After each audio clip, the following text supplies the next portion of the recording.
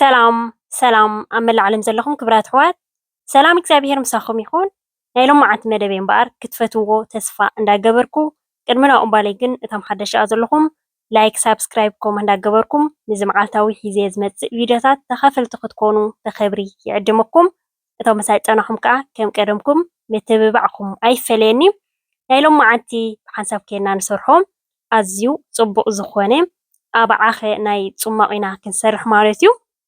ብጣዕሚ ከምዚ ጌርና ኣዳሊና ክቡራት ኣሕዋተይ ብሕርሲ ሕቆና ዘቐንዝወና ብሕርሲ ዝመፀሉ ወይ ከዓ ብድኻም ብርቱዕ ስራሕ ንሰርሕ ሕቆና ዝሕመና እዚኣ ባኸላይ ሕቆኻ ትኽ ተብለልካ ማለት እዩ። ንሰብኡትና 8 ሰዓት 10 ሰዓት ልዕልዩ እንዳሰርሑ ኣብ ክንዲ ስውኦም ከምዚኣ እንዳገበርና ንዓና እውን ከም ዝበልኩኹም ማለት እዩ ብጣዕሚ ኣገዳሲ ንደቅና ከዓ ክነልምዶም ክንክእል ኣለና። ሕጂ ኣባዓኸ ብጣዕሚ እዩ እንታይ ዝበሃል ዝገብር ማለት እዩ ክብርክት መዓት እዩ ሕልበት ክንሰርሕ ከለና ኣባዓኸ ክንሰርሕ ከለና ብጣዕሚ እዩ ዝብርክት ማለት እዩ። ሕጂ 3 ማንካ ተጠቒመ ኣለኹ ኣነ ሕጂ ከከም ዝደለናዮ ብዙሕ ተደሊና ኣብዝሕ ክነብሎ ንኽእል ኢና ውሑድ ተደሊና ናይ ሓደ ሰብ ናይ ክልተ ሰብ ክነውሕዶ ንኽእል ኢና ማለት እዩ። እቲ ብዝሒ ከከም ዝደለናዮ ከምዚ ጌርና ምሸት የዲ ኣልኮ ዘለኹ ሕጂ ኣነ ኣብዚ ማይ ክነውሕደሉ የብልናን ብጣዕሚ እዩ ማይ ዝወስድ ማለት እዩ። እንደገና ከዓ እቲ ናቱ ኣባዓኸ ከም ንፈልጦ ዕር ስለ ዝብል እንታይ ዝበሃል እዩ ማለት እዩ እቲ ናቱ ክወፅእ ምእንታን ማይ ክነውሕደሉ የብልናን። ሕጂ ክውስኸሊ እየ ምሸት ይኣል ከለኹ ንፅባሐይቲ ከዓ ሓደ ለይቲ ምስ ሓደረ ማለት እዩ ከም ብሓድሽ ከዓ ክንምለሰኩም እየ ማለት እዩ። ማይ ከዓ ክንገብረሉ ኢና ክንቅይረሉ ኢና እቲ ናቱ ዕረ ክኸድ ማለት እዩ። ብፍላይ ኣብዚ ሕጂ ዘለናዮ ናይ ወርሓት ዘለናዮ ማለት እዩ ኣብ ናይ ፆም ግዜ እንጣጢዕ ከምዚ እንዳገበርና ናይ ኣባዓኸ ንወስድ ተኾይና መዓናጥና ኣዝዩ እንታይ ዝበሃል ልስልስ በለ ይኾነልና ማለት እዩ ካብ ድርቀታት ናፃ ንኸውን። ሕጂ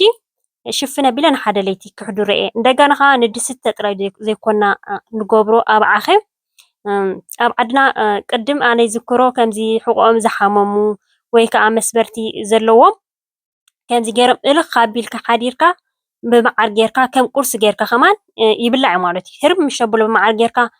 እልኽ ኣቢልካ ምስ ሓደርካ እቲ ናቱ ስድድ ኣቢልካ ብመዓር ጌርካ ህርብ ተብሎ ሽዑ ከም ማንካ ጌርና ከም ቁርሲ ከዓ ክንጥቀመሉ ንኽእል ኢና ከም ድስተ ንገብሮ ከም ቁርሲ ከዓ ንገብሮ ማለት እዩ። ሕጂ ምስ ሓደረ ከም ትሪእዎ ዘለኹም እቲ ናቱ ዕር ዝበለ ፍልይ ኢሉ ወፂኡ ኣሎ ማለት እዩ ብጫ ኮይኑ። ሕጂ ዓበይቲ ንሰትዮ ተኾይንና እቲ ናቱ ትሕዝትኡ ተረዲእና ብሓደ ግዜ ማይ ምስ ኣበልናዮ ከማኒ ፀገም የብሉን እዩ ክንሰርሖ ንኽእል ኢና።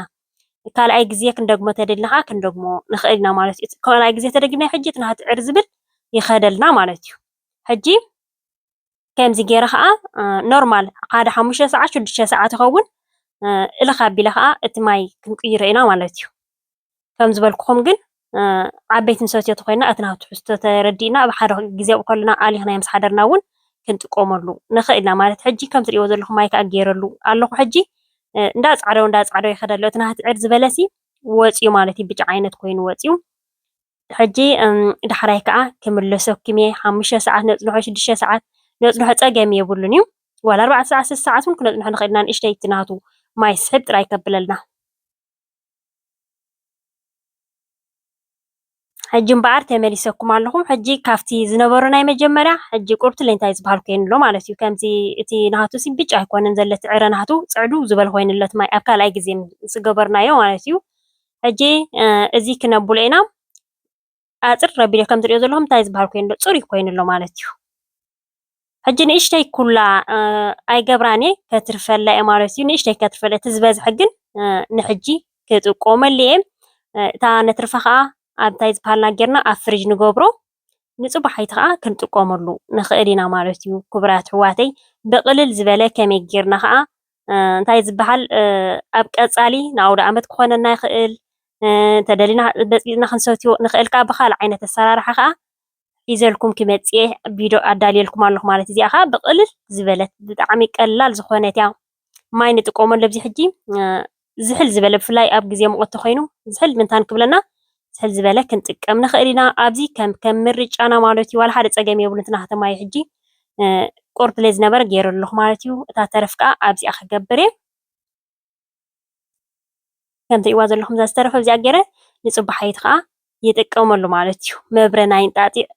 እንጣጢዕ ንሰቲ ተፀኒሕና ከምዚ ጌርና ከዓ ናይ ኣባዓኸ ሰቲ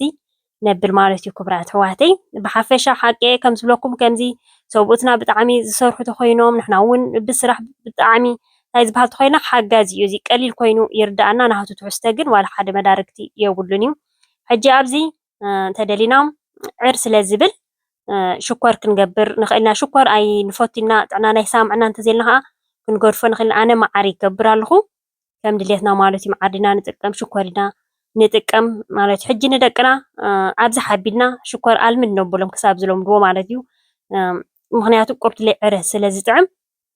كم زايز بهالجيرنا نبل لهم أفتنا حتى ولا نوصل من حنا شكر زيد سام أنا دين ست دخينا بينو جيرنا نهارمو مالت حجيو لك عمنا جوس جيرنا كان هارمينا مايكم زبالكم زايز بهال صوري ماينا نتقم دستن نسوتيو ماي مالتيو ندابلنا ها كنا بوللنا مجمرا نتا ماشين تا جيريا مخنياتو تي تاي أبع خطرة تجيرنا يو أبتحتي زايز بهال يزجبر نتماشينا كبلا شغلنا يخوري ما يغيروا لصاني حب تحتي كوم خنجبر لنا ماشينا متان كيسبرنا እጂ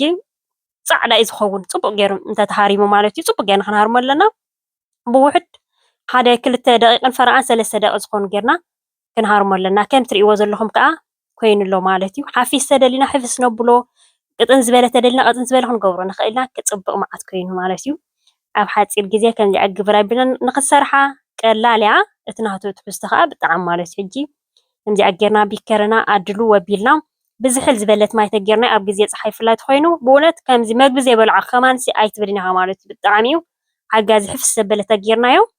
كم مقبل خين كمان كجلجلنا يخيلوا مالتي بتي كم فساس خيني هجلجلنا يخيل